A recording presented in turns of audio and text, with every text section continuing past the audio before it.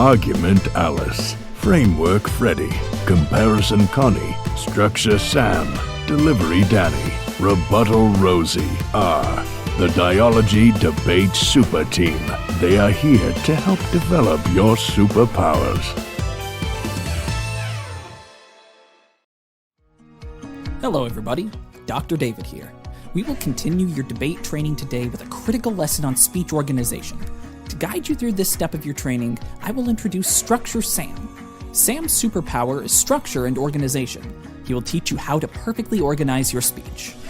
Hello everyone, my name is Structure Sam, and my goal is to train you all how to deliver a perfectly organized speech. The first thing to remember is that a speech is just like any good story. It has a beginning, a middle, and an ending. The beginning is the introduction, the middle is the body, and the ending is the conclusion. Not much different from writing an essay. Let's talk about how to make a speech introduction. In the introduction, there are a few things you always need to do. First, you must introduce yourself and your speaker position.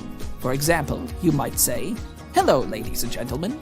My name is Sam, and I am the first speaker for the Pro team."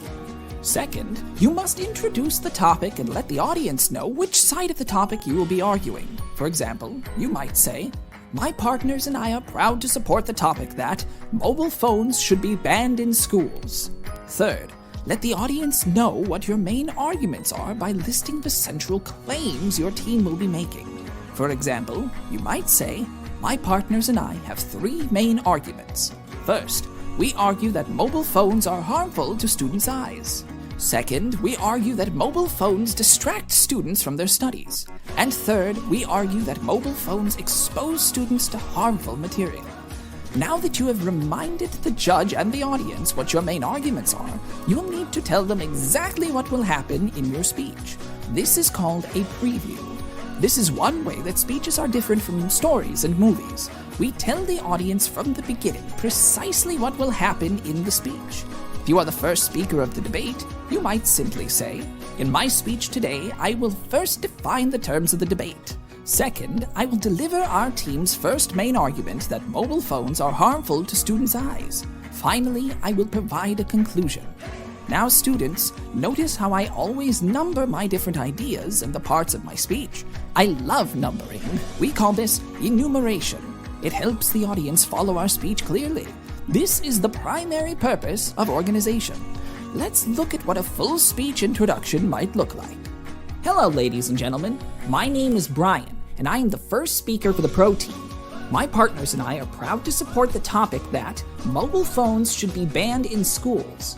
We will deliver 3 main arguments. First, we will argue that mobile phones are harmful to students' eyes. Second, we say that mobile phones distract students from their studies. And third, we say that mobile phones expose students to harmful material.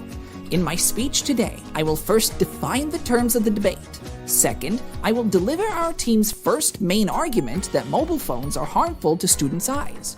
Finally, I will provide a conclusion.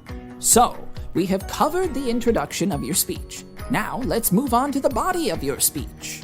The contents of the body of your speech depend on which speech in the debate you will deliver.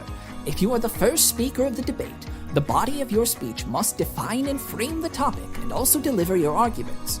If you are the second speaker of the debate, the body of your speech must provide rebuttal to the other side and also deliver your team's argument. If you are the third speaker in the debate, you must rebuild your partner's argument, provide a rebuttal to the other side, and also deliver a new argument. The critical thing to remember here is to make sure we deliver on what we promised in our preview. The body of our speech begins with signposting our main points. First, I will define today's motion and make it clear what our team stands for in today's debate. Then you go on to explain the definition and framing of the debate. Once you are finished, you make it clear that you are moving on to the next part of the body of your speech. Now I will move on to the second part of my speech. I will deliver our team's first arguments about how mobile phones are bad for students' eyes. Then you go on to explain this argument just how Argument Alice taught you. Once you are finished, you move on to your conclusion. The final part of our speech is a conclusion. The conclusion is straightforward and only needs to be a brief statement indicating that your speech is coming to an end. In the conclusion section, we reiterate our stance on the topic and urge the audience to support our side. The conclusion might sound like this. In conclusion, ladies and gentlemen, my partners and I strongly support the topic that mobile phones should be banned in schools. Thank you for listening. Now you know how to structure your speech. Every speech has a clear introduction that lets the audience know exactly what will happen in the speech. Every speech is a full body that provides the critical content of our speech, framing, arguments, rebuilding, and rebuttals. Every speech has a definite conclusion that offers a confident end for our speech. Once you master the basic structure, Sam will teach you even more complex structures. Good luck.